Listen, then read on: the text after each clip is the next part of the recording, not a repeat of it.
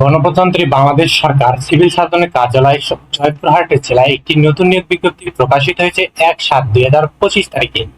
উক্ত নিয়োগ বিজ্ঞপ্তি সম্পর্কে বিস্তারিত জানতে পারবেন আমাদের এই ভিডিওটির মাধ্যমে, তাই ভিডিওটি স্কিপ না করে ভিডিওটি শুরু থেকে শেষ পর্যন্ত অবশ্যই ধৈর্য সহকারে দেখবেন। যারা আমাদের ইউটিউব চ্যানেলে নতুন, অবশ্যই আমাদের চ্যানেলটি সাবস্ক্রাইব করে বেল আইকনটি অন করে রাখবেন, যেন সবার আগে নতুন নতুন আপডেট জানতে পারেন। যে কোনো প্রয়োজনে যে কোনো তথ্য জানতে আমাদের হোয়াটসঅ্যাপে যোগাযোগ করুন। হোয়াটসঅ্যাপ লিংক আমাদের ভিডিও ডেসক্রিপশন বক্সে পেয়ে যাবেন।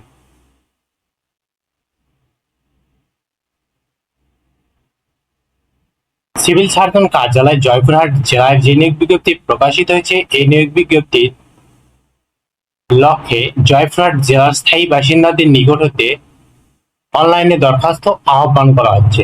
অনলাইন ব্যতীত কোনো আবেদনপত্র গৃহীত হবে না। ১ নম্বর হলো পরিসংখ্যানবিদ, পদ সংখ্যা হলো 4টি, গ্রেড 14, 10,200 থেকে 24,680।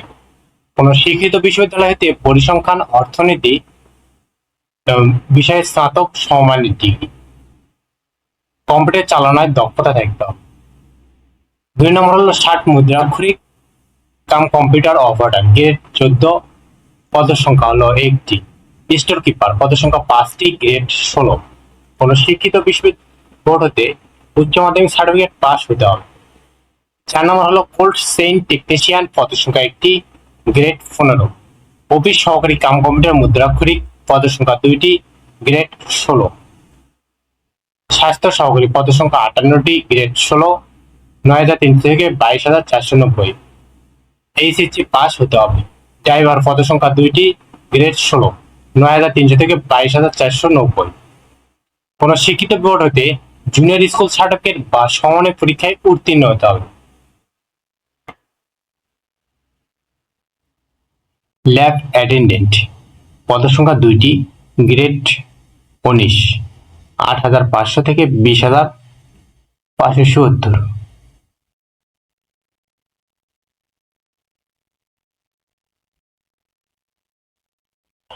27/7/2025 ইং তারিখে প্রার্থীর বয়স 18 থেকে 32 বছর হতে হবে।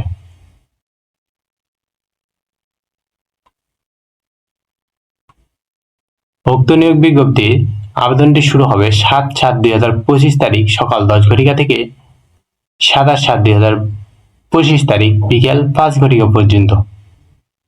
উক্ত নিয়োগ বিজ্ঞপ্তির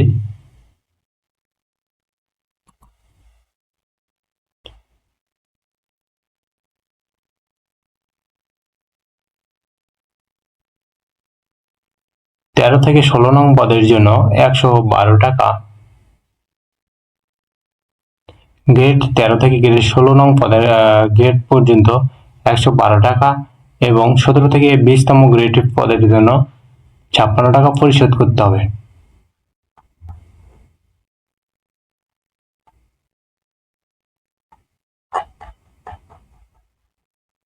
উক্ত নিয়োগ বিজ্ঞপ্তি পরীক্ষাটি জয়পুরহাট জেলার বিভিন্ন শিক্ষা প্রতিষ্ঠানে অনুষ্ঠিত হবে এবং পরীক্ষাটি অবশ্যই লিখিত পরীক্ষা অনুষ্ঠিত হবে।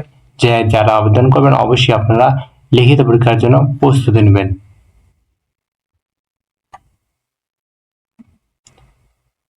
ধন্যবাদ সকলকে।